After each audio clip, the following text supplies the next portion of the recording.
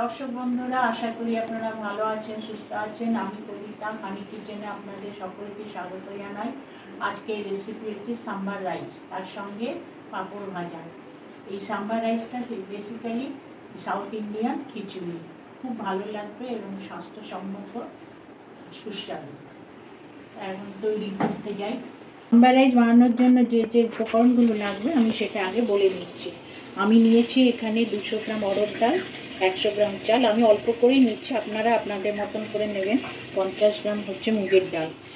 আর এটা তরকারির জন্য যে যে উপকরণগুলো লাগছে সেগুলো আমি বলে নিচ্ছি। তরকারিটা এখানে নিয়েছি আমি, এই যে এখানে নিয়েছি একটা গাজর, 1-2 পটল, এখানে হচ্ছে ডাঁটা, সামান্য একটা ডাঁটা, একটা আলু, আর 2 কচু, আর এখানে নিয়েছি বিনস, সামান্য একটু কাঁচা লঙ্কা, সামান্য একটু পেঁপে, সামান্য একটু ঝিঙে, আর টমেটো নিয়েছি 2 এখানে,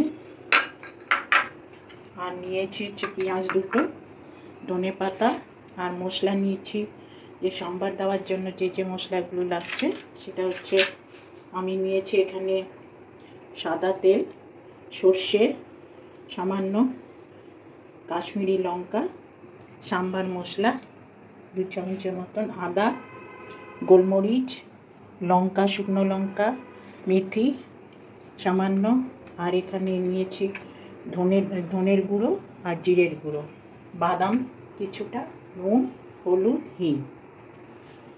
প্রথমে এই অরহর ডালটা আর চাল, মুগের ডাল একসাথে এটাকে ভিজাবো।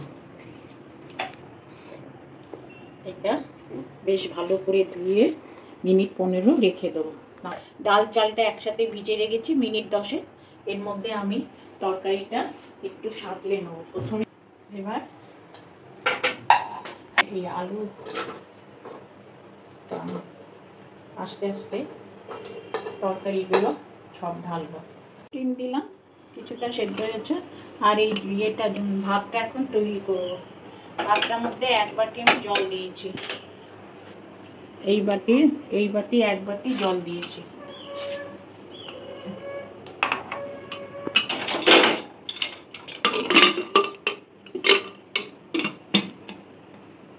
এটা পুরোপুরি সেদ্ধ হবে না। এই তরকারি করে কড়াইটা গরম হয়ে গেছে, এখন তেল ঢালবো। এখন সর্ষে ফোড়ন দেবো 1 চামচ, মেথি, গোলমরিচ, গোটা গোলমরিচ, লঙ্কা 2, আর আদা, হিং দিলাম, অ্যাড করলাম পেঁয়াজ,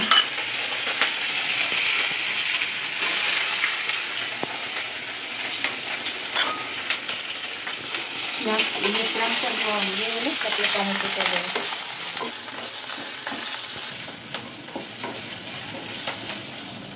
টমেটোটা ভাজবো, নুন আন্দাজ মতন, নুন, হলুদ,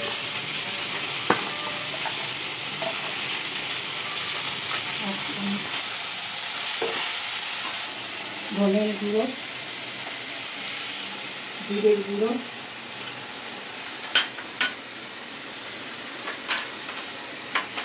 লাল মির্চিটা পরে লঙ্কার কুচি,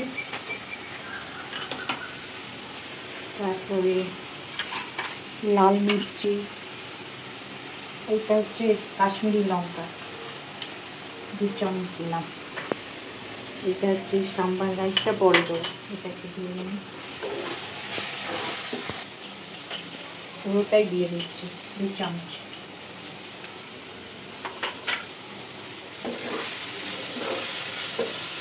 এবার তরকারিগুলো দিয়ে দিই।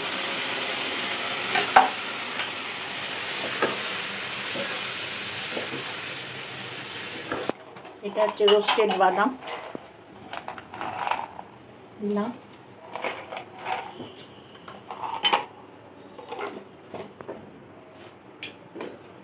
তেঁতুলের পাল্পটা দিলাম, তেঁতুলের পাল্পটা দিয়ে দিলাম। এবার সেদ্ধ হবে, এটা ঢাকা দিয়ে রাখা মিনিট 15 করে নামাবো। এটা অনেকটা সেদ্ধ হয়ে এসছে, এখন এই চাল ডালটা সব একসাথে দিয়ে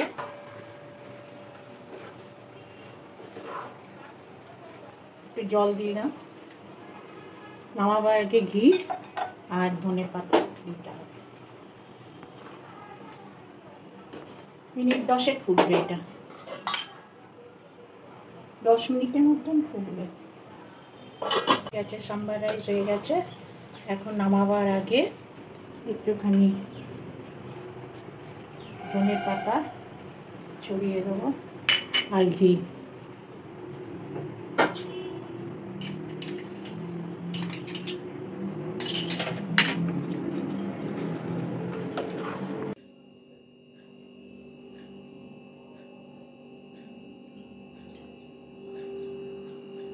খুব সুন্দর হয়েছে, আপনারা করে খাবেন, ভালো লাগবে।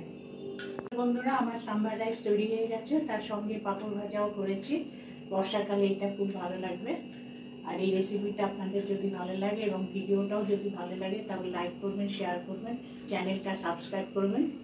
নেক্সট ভিডিওতে আরেকটা নতুন রেসিপি নিয়ে আসবো।